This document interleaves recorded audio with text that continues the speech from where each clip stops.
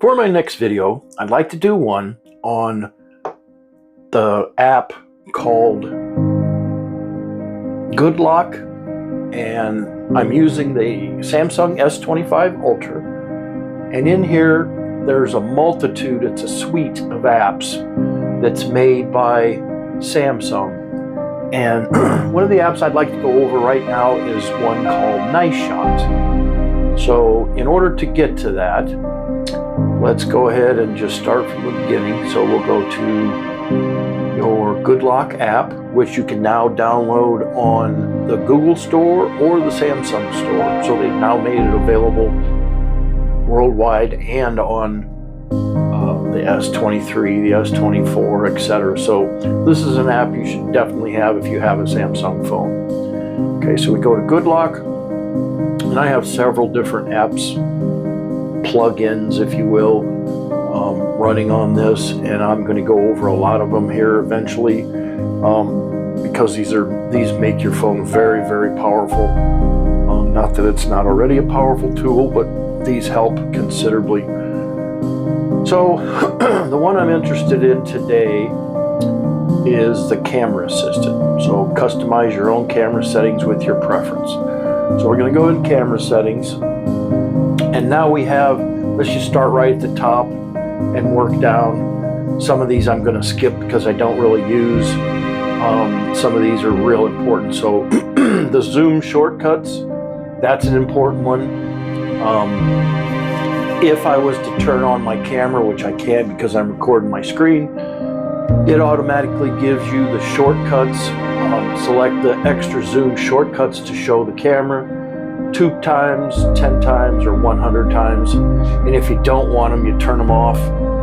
So it just gives you that option to have them or not have them. They come in real handy. Auto HDR, blend the best parts of multiple exposures into a single picture with improved color and detail. Basically what this is it's HDR, and if you don't know what that is, high definition resolution. What it does is it actually takes multiple pictures in the background, combines them, and gives you your best combination of photo. So that's something that's kind of a no-brainer. I would not know why somebody wouldn't want to have that on. Picture softening, I don't want it to soften my pictures. I want them as realistic as possible. Auto lens switching, let the camera pick the best lens based on the zoom, lighting, and distance to the subject. So with that, I wouldn't want the macro lens being chosen for a picture 2 feet away. So this is going to auto switch them for you. The phone already does it, but this basically makes it better. Okay, so distortion correction, automatically fix bowing or bending lines caused by lens and perspective distortion. That's also called moire. If you ever take a picture of your monitor or whatever, it can be funny looking, and this helps to take that out. Advanced resolution options.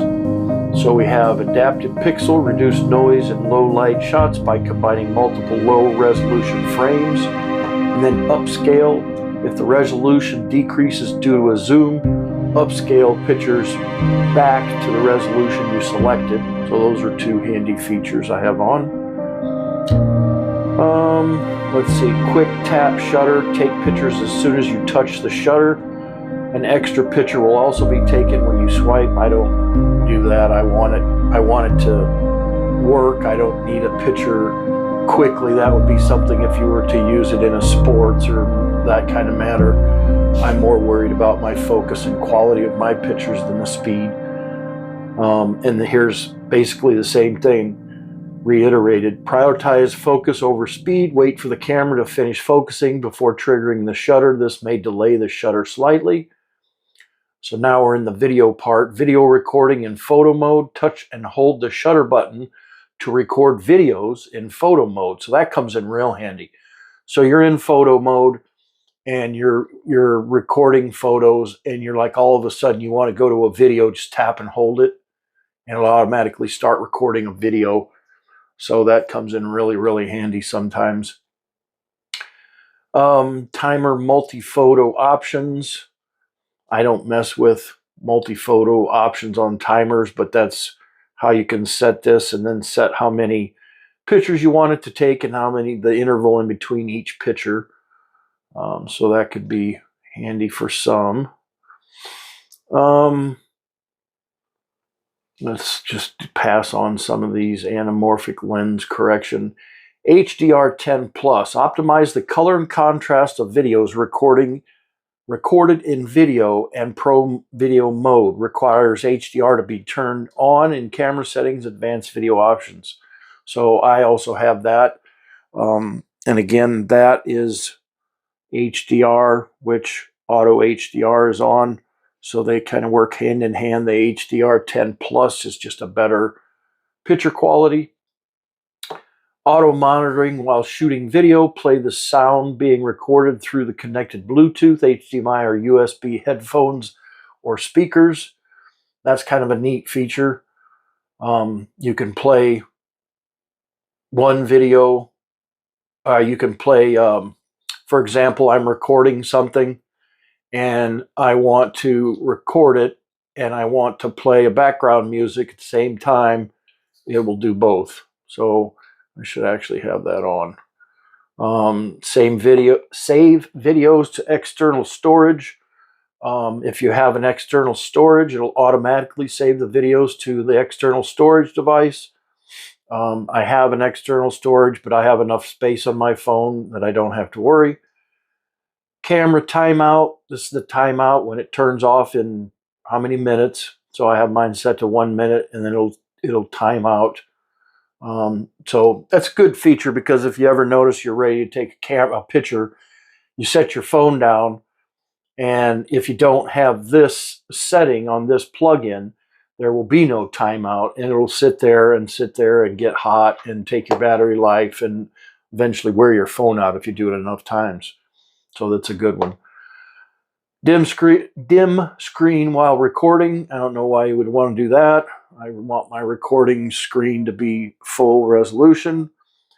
And clean preview on HDMI displays. Show the camera preview without setting or buttons HDMI connected displays. Okay, so that's my video on Camera Assistant in the app GoodLock. I hope you found my video to be helpful. Thank you for being here. Please click like and subscribe to my channel. Leave me a comment down below. Thank you for your time, and until next time, I'm out.